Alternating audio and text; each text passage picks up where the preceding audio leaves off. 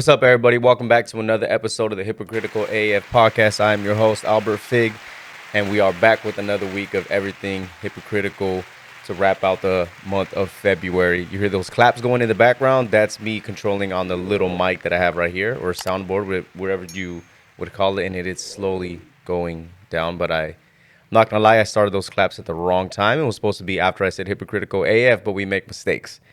If you are watching YouTube and you see these weird stains on my shirt, they're like these white, purple stainish. Especially, I guess it doesn't help that I'm wearing black sweats, but if you see these white stains, just know that it's not anything creepy like that. And no, it's not what you think. It's because my son was just eating yogurt and he decided to, reach out and grab me with this hands full of yogurt because, when they're 1.5, they still don't know how to eat properly. And to his defense, me at 30, I kind of still do those same mistakes. So I guess, I don't know where he gets it from, but I low key do. You know what I'm saying?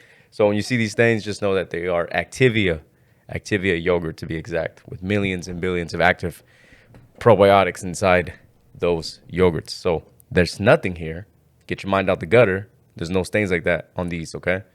But anyway, wrapping up the month of February. So I'm recording this one on the very last day of February, February 28th, going into March of 2022. First quarter, right? It's like there's 4 quarters in a year.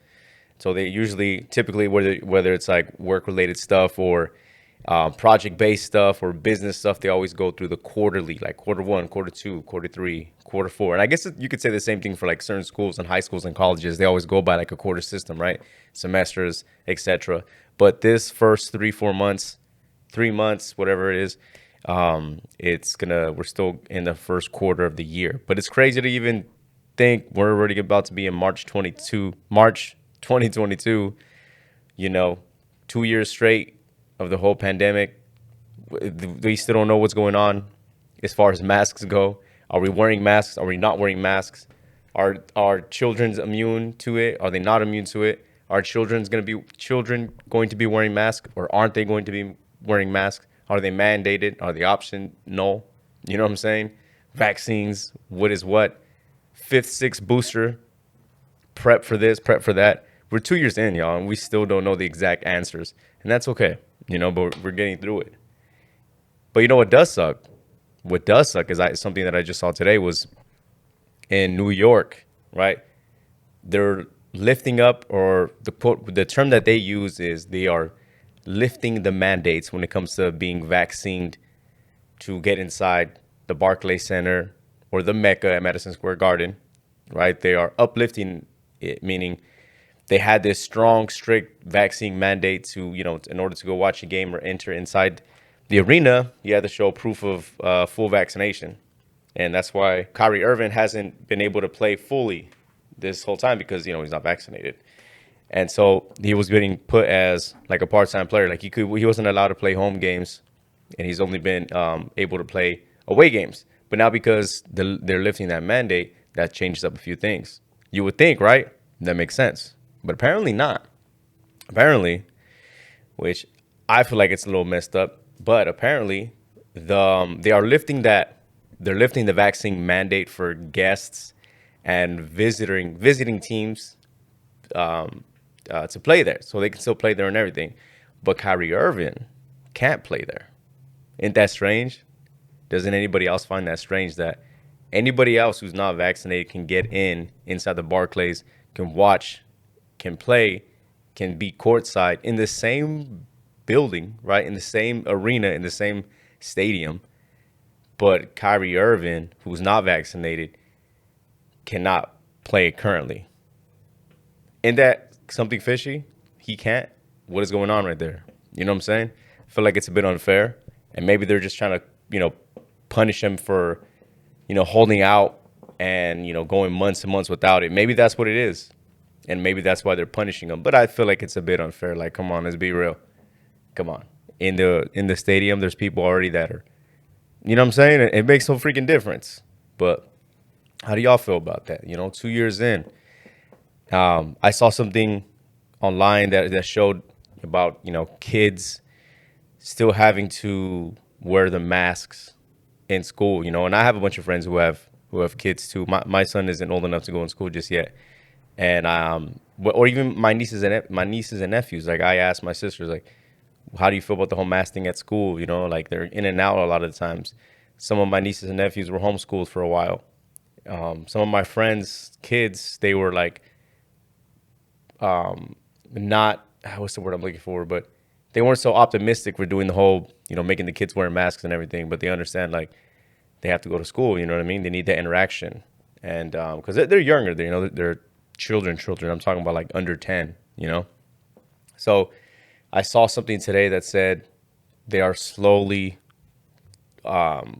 uplifting or withdrawing.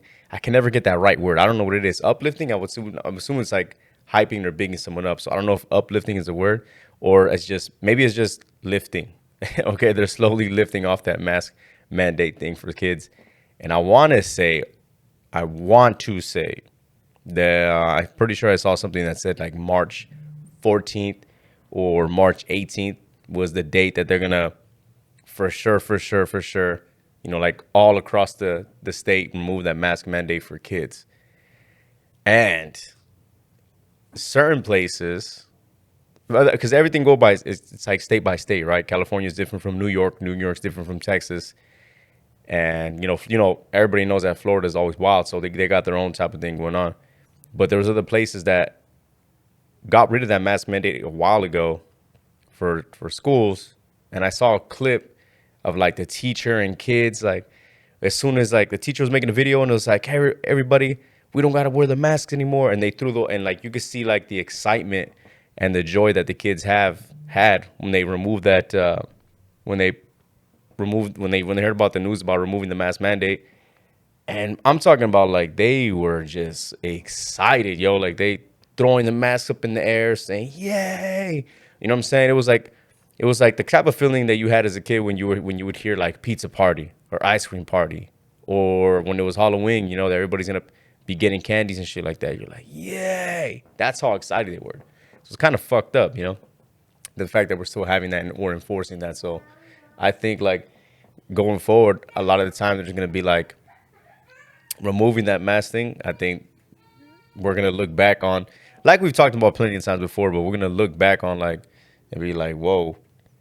Like, how long were we putting our kids in masks? You know what I'm saying? Especially in school. Like, when you think about it's more so like hygienically wise. You can, I'm not going to get into what the mask and mask does not, I should say, and an argument for that because there's no one else here that I can go back and forth with. But I'm not an expert in that shit. But it's more so of like the social interaction and the lack of expression that you get from it. So when you're wearing a mask, it's like hard for kids to develop, the that interaction to where there's emotions that you can see into it. You could sound pretty bland. A lot of the stuff as kids, they make a lot of eye contact and notice certain things in the face. So if a mask is covering you from your nose all the way down to your freaking underneath your chin, that's gonna obviously cover a few things and not make it easy for other kids to read other kids' facial expressions. So I'm definitely excited that shit's gonna go away for the kids' sake. You know what I mean? This is our future. Fuck, I don't know, but that's like our future generation coming up. You know what I mean? So I'm happy to say that shit's going away, or I should say, happy to learn that all that stuff is going away. And it's also like, yo, what are we supposed to do? Like, I know other certain governors were saying like, oh, they don't see the end to this whole pandemic. And it's just like, bro, you better, better start looking at the endemic or something, or moving past this shit. Because where is it going to be at in 3 years? Are we still going to be in the same place talking about this stuff? What about in 5 years from now? Are we going to look back and let's just say in 2025, right? In 2025, are we still going to be talking about the same exact things as we were in 2020? Are we still going to be enforcing the same rules that we were enforcing in 2022? You know what I'm saying? At what point do we get to a point where it's just like, we need to advance and, learn from the mistakes that we made and go forward? You know what I'm saying? That's all I'm saying. It's just that we can't keep being like this and that about this mask and this mandate and, all these things. And it comes to a point where it's just like, look, we learn from these things. Either you have this or you don't. You either wear a mask or you don't. I don't think it'll ever be go away. I think it's always going to be optional because even before the pandemic, there was a lot of people that would wear masks, going through airports and grocery stores and certain places like that. You know what I mean? Hospitals for sure. But I don't think it's ever going to go away, and I don't think no one's really expecting that either. It's more so of having that option to, as opposed to specifically mandating it for like the next generation or the next lifetime that you have. You know what I mean? I think that's unrealistic and kind of unfair in my opinion. But I'm just glad that we're somewhat moving forward and that this is shedding a little bit of light at the end of the tunnel. So shouts out to the end of all this. You know what I'm saying? Like I went to me and Julio. We went to a comedy show at Thursday at the Punchline in Sacramento, and it was funny because literally just not even maybe just a month prior, we were at a comedy show here in Sacramento at the Safe Credit Union, the Safe Center. I forget the name of it, but it's in downtown Sac, the center, the Union Safe Credit Union. I think I want to say something like that. But just a month ago, they did have the mask mandate. We had to wear a mask inside from the time we walked in to the time we left. So I'm talking about in line getting a drink. I'm talking about sitting down at our seats, fully masked up and everything, laughing, fully masked up. You know what I'm saying? And and we had to that mask mandate was still in effect then. But fast forward just 1 month, and now going to another comedy show, like I said, that we went to last Thursday to go see Brennan Schaub. There was no mask mandate, and it just felt better. You know what I'm saying? I don't know if y'all ever been to the Punchline in Sacramento, but it's not that big, but it's not that small either, if that makes sense. It's definitely a smaller venue, but it's not exactly a theater, if that makes sense. I don't know what the seating capacity is like.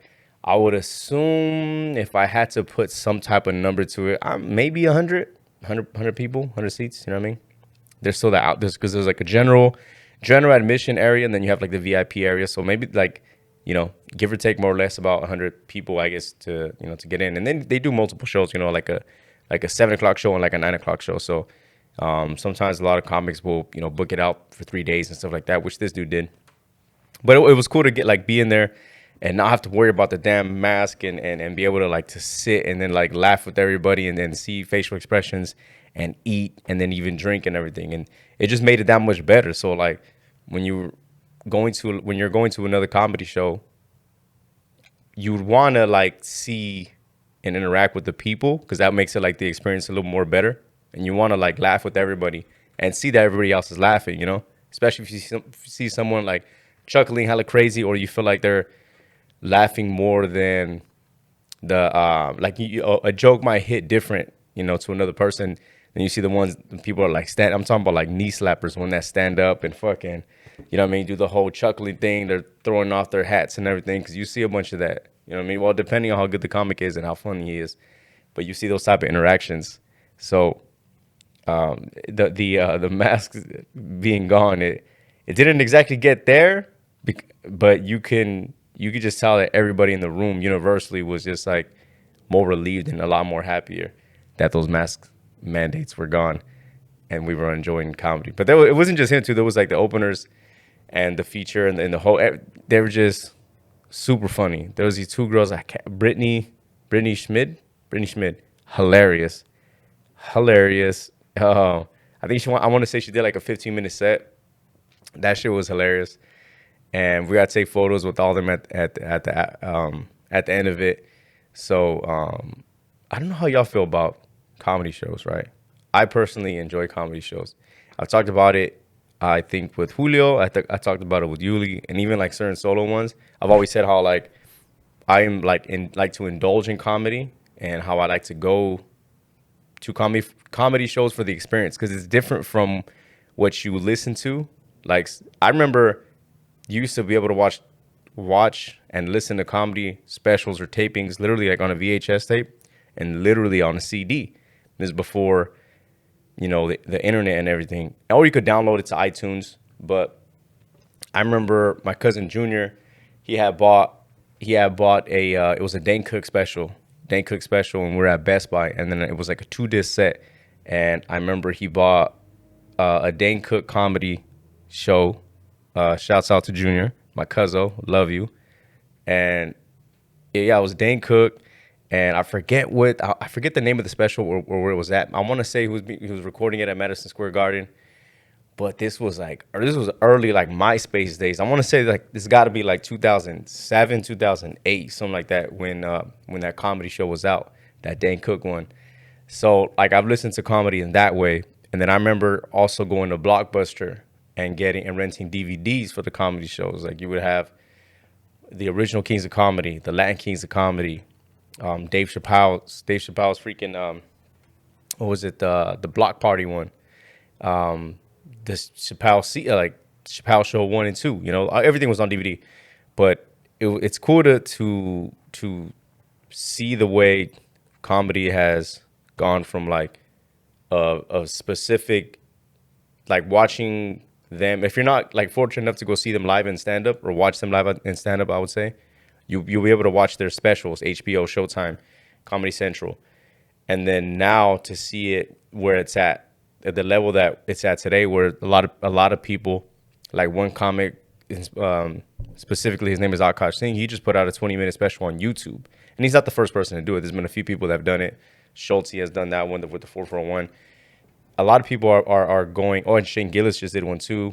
A lot of people are putting more specials out on YouTube, and it's interesting because it's like it's free, and there's getting so many views and so many eyeballs because it's a free platform as opposed to being back behind like a paywall, i.e. HBO, Showtime. So it makes that reach even more. You know what I'm saying? If that makes sense.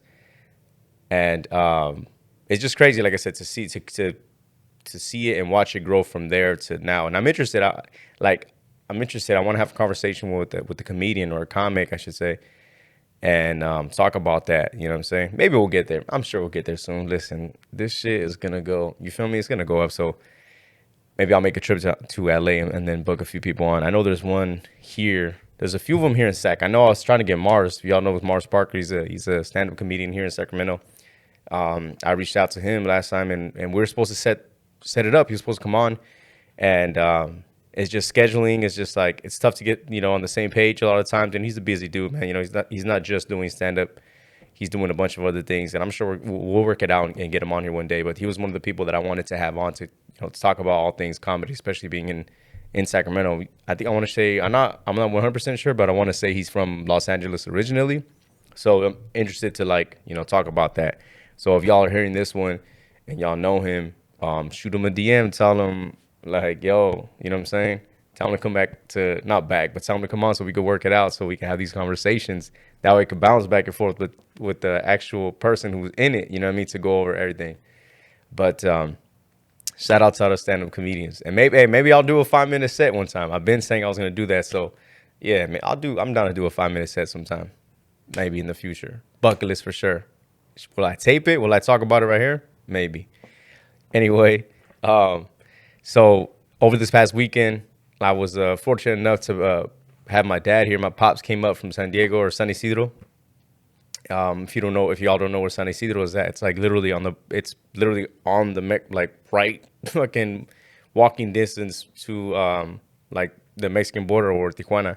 So it's like you have Tijuana, San Isidro, and San Diego. So it's like right in the middle. You know what I'm saying? So you flew up here, got to kick it with him for the weekend, and he got to see his grandson. He got to see my son and take some photos and everything. And it's interesting.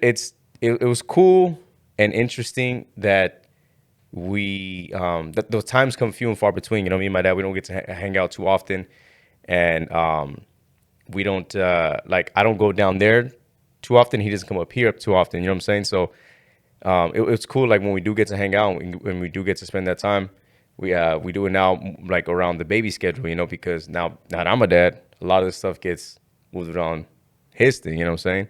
And it's not like we're gonna be over here like, hey, let's go pull up to the bar. You know what I mean? Like 10 o'clock at night and go drinking downtown in downtown Sac. And not to say that we wouldn't, but it's kind of like not focused around that. Now it's like, what are we gonna go eat? What are we gonna go do? You know what I mean? So we got to put the kid to sleep at this time. What places are we gonna go eat? Because we're both foodies, so it's like, all right, like we're hungry. Where are we gonna go eat? Have you ever tried this before? And then it's like, trying to, he's down south in SoCal, so for sure, like there's hella good Mexican food down there. So it's like, do you want to change it up? You get tired of eating Mexican food, or is the Mexican food so good down there that you might come up here and get disappointed? You know what I mean? So it's just like, let's switch it up. So we ended up taking them to this barbecue joint. You know what I'm saying? And yeah, we had some good barbecue, some wine slushies. That actually got me a little more full too. Like I was hungry, and then I ate, and then I was like, man, I could still eat more. And then I had like two of those wine slushies, and it just filled me up. And I was like, damn, these fucking wine slushies are hitting, and they got me a little like I'm feeling full. We were all kind of like, damn, this shit filled this up. So the tank house, it was Tank House. I don't know if y'all ever been to Tank House, but Tank House in Sacramento, it's like right next to, like right around the corner from like Lowbrow and Pachamama Coffee.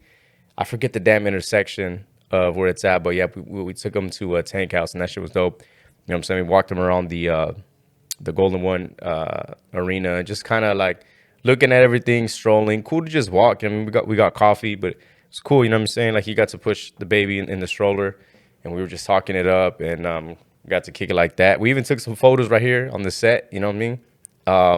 It was short. It's tough to try to cram and squeeze as much time as you can, because it was literally over 1 weekend. I'm talking about Saturday morning till Sunday afternoon. His flight was going back already, and I had to go drop him off. So there's only so much time. And then if you incorporate trying to, well, not even say incorporate, but it's, you got to plan around that. So it's like it limits your options. You know what I mean? It's not like it was here for a week or something like that.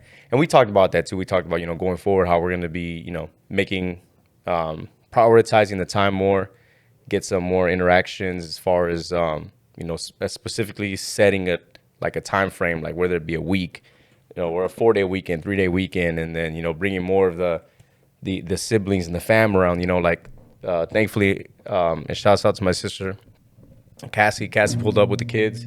Cassie pulled up with my nieces and nephews. So we literally had another house full of kids. And it was cool too, because same thing, my nieces and my nephews, they haven't seen my dad as much either. So, it's like they were little kids, so if you think about it too, the last 2 years with the whole, like, going back to the whole pandemic thing, it was like a lot of families were like not seeing each other as much, because everybody had to be really careful. Everybody was on their toes, it shook the thing up, especially that first year was kind of like, who's going what not to do. A lot of holidays weren't spent together. A lot of holidays were spent, like apart and everything. So of course there's that aspect of it.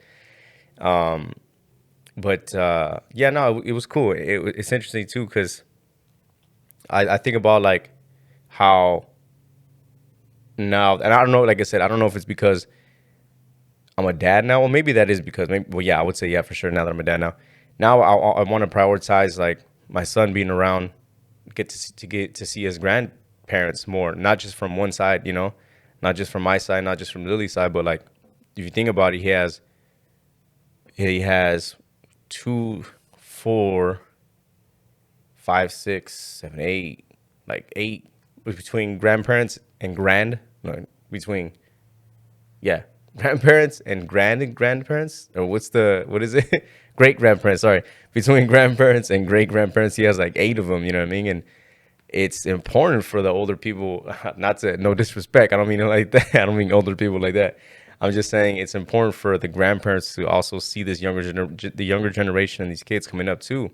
And and also what I just recently learned and I found out was that when you have kids and you have the baby pictures and everything, your kids will actually look a lot more like your parents, meaning their grandparents, than they do to you. You know what I'm saying? Like, so I saw a picture. Well, Lily showed me a picture of her dad when he was younger, and I was like, oh shit, definitely looks like him. You could definitely see it. But then I saw another one. I mean, I haven't seen it yet, but my dad was saying like how when he was younger, he looks identical to my son looks like identical to him. And I'm like, let me see the photo, because now I want to see. Because when I look at myself when I was a little kid, I go, I didn't look like that. You know what I mean? And I know, babies change as they get older and everything. So I'm sure there'll be more of a resemblance when he gets older. And I'm hoping so. I'm hoping so he does, because I'm just like, hey, dude, you got to start looking like me already. You know what I'm saying? I know he's getting the hair, thick ass hair, because I got thick ass hair. And that hair is coming in thick. Let me tell you, he needs a haircut. And I promise I'm going to cut it before his 2-year birthday, which I'm just thinking about, like, damn, he's about to be 2 years. 2 years old. That's crazy. But yeah, so the influence with, making sure that your kids are around, or involve them around a lot more around the grandparents, and let them enjoy that time more, because there's the different points and stages and ages in your life where, there's a 14-year-old version of yourself. There's a 21-year-old version of yourself. There's a 30-year-old version of yourself. And, obviously in between those times, there's growth, there's experience, there's knowledge and everything. But my point is that there's different versions of yourself. So if we can easily point out 14, 21, and 30, just imagine the 40-year-old version of yourself. Just imagine a 50-year-old version of yourself. And for the grandparents, just imagine, the 60-year-old version of yourself, or 50 and 60 versions of yourself. It's a whole different perspective on life. It's a whole different wealth of knowledge that's been passed in between all that, or that can be passed in between all that. So I feel like it's important. I don't think it's a crazy ass fucking take or a hot take or anything like that. It's a really good and important thing to, like, keep everybody involved in, having as much time like there as you possibly can, especially the way things are going now, and all this crazy shit going on in the world, and these wars going on between Ukraine and Russia, and NATO being involved, U.S. potentially being involved. There's just so much stuff going on. Who knows what's gonna come next? People are saying another virus is gonna come, or we're entering an endemic, but then a bigger even pandemic will come after. That was quoted by Bill Gates, which, there's people who are skeptical about him either way, but he's the one that's saying all that. And I can't blame him, yo. He said some sketchy shit, So is he in cahoots? I don't know. Like I said, like I was telling Yuli. No, sorry. Was it Yuli? Or was it Julio? I forget who I was talking to, but I was like, yo, I'm kind of low-key getting these conspiracy theories. I'm like, the more and more I'm listening to, I'm not saying I'm being like, I'm straight up converted and be like, yes, Earth is flat, because it's definitely not. But some of these conspiracy theories, I'm just like, yo, you know what I mean? I see your point, even though ultimately I might not agree, but it's just like, I see a point, dog. You know what I'm saying? Oh yeah, we did. Oh, okay. Well, everybody trip out. March. I'm gonna be on vacation. I think I've already said that on the last episode. Be on vacation. You know what I'm saying? A little light week. Nothing crazy. But trust me, I'll make sure y'all. We're not skipping a week. Definitely gonna have someone already on for that, and it's already scheduled and everything. So don't trip. But I potentially have someone coming on in March that it's gonna be exciting. I'm really looking forward to it. And when it drops and everything, you know what I'm saying? I feel like it's gonna show some shit. But we'll see. Like I said, it may not happen, and I might just be talking out of my ass for now, and then I just look dumb, and then. But we'll see for a lot of things. But other than that, my bad. Other than that, I hope everybody is well. I hope that you enjoyed this last month in February. I hope you've been enjoying 2022 so far. I hope you spend time with all your loved ones as much as you can. I hope you learned a few things from the Hypocritical AF podcast. And yeah, I think that's it. Yeah, we'll wrap it up in that. Anyway, again, I'm your host, Albert Fig. I appreciate all the support.